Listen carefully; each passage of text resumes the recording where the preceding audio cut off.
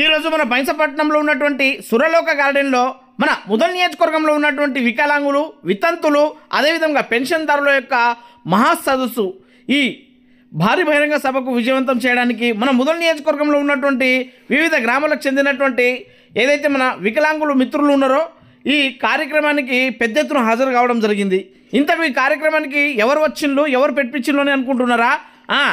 పద్మశ్రీ మాన్యశ్రీ మన ఎంఆర్పిఎస్ వ్యవస్థాపక అధ్యక్షుడైనటువంటి మందకృష్ణ మాదిగ గారు ఈ కార్యక్రమానికి విచ్చేసి అక్కడ ఉన్నటువంటి ఏదైతే వికలాంగులు ఉన్నారో ఈ విధంగా ఇక్కడ చూస్తున్నారు మీరు, నడవలేని స్థితులలో, అదేవిధంగా వాళ్ళ యొక్క జీవనాన్ని వాళ్ళ సొంత కాళ్ళపైన నడపలేని స్థితులలో ఉన్నటువంటి వాళ్ళ కోసము వాళ్ళకి అండగా ఉండాలన్న ఉద్దేశంతో ఈ విధంగా వాళ్ళందరికీ బాసటగా నిల్చోవడానికి మన అన్నగారు ఇక్కడ విచ్చేయడం జరిగింది.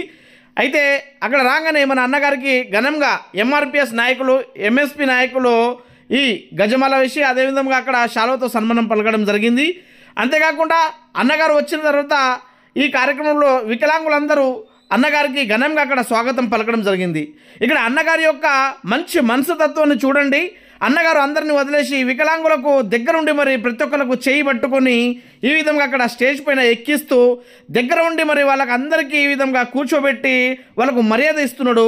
ఎంత ప్రేమ వాళ్ళ మీద, ఎంత జాలి దయ ఉంటే అంత వాళ్ళకు ఆపేదకు పలికిస్తాడు.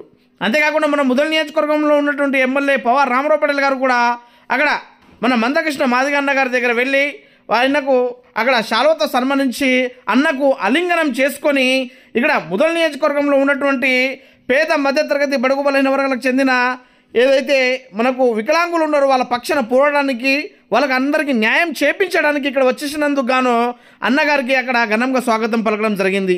ఈ కార్యక్రమంలో భాగంగానే ఈ సెప్టెంబర్ 9వ డేట్ రోజు మన యావత్ తెలంగాణ రాష్ట్రంలో ఉన్నటువంటి ఈ వికలాంగులు, వితంతులు, పెన్షన్దారులు, గౌడ మిత్రులు, అంతేకాకుండా బీడి కార్మికులు పెద్ద ఎత్తున ఈ భారీ బహిరంగ సభకు హైదరాబాద్ పట్టణంలో ఉన్నటువంటి మన పిరియడ్ గ్రౌండ్లో దాదాపు 10 లక్షల మందితో ఈ పెన్షన్దారులకు చేయూత కార్యక్రమాన్ని ఏర్పాటు చేస్తున్నారు. కాబట్టి అన్నగారి ఆధ్వర్యంలో ఈ కార్యక్రమాన్ని మీరు అందరూ అక్కడ వెళ్ళి విజయవంతం చేయాలని అన్నగారు ఈ విధంగా ప్రతి మండలంలో, నియోజకవర్గాలలో తెలంగాణ రాష్ట్ర వ్యాప్తంగా తిరుగుతూ అక్కడ ఉన్నటువంటి వికలాంగులకు ఒక అన్నలాగా ముందుండి నడిపిస్తున్నాడన్నమాట. ఇంతకు ఎందుకు అని అనుకుంటున్నారా?